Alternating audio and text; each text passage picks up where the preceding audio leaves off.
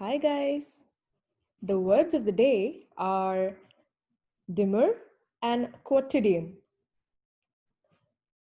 So, Demur means to express disagreement or to show reluctance or a situation where you would just refuse to do something. An example could be when a friend probably invites you to a concert and you could either agree to go or you could listen to your true heart and demur.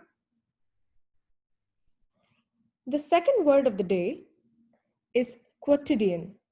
Quotidian means something that you do repetitively, like daily, or something that is very ordinary for you to do. An example could be brushing your teeth every day, an elderly person taking his or her dog out for a walk every day. Maybe you are someone who eats a peanut butter and jelly sandwich every day. So there is nothing different about it. It's just your quotidian meal. It's something that you're going to have every other day.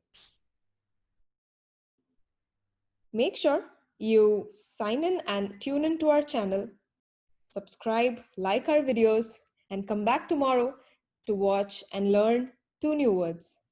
Thank you.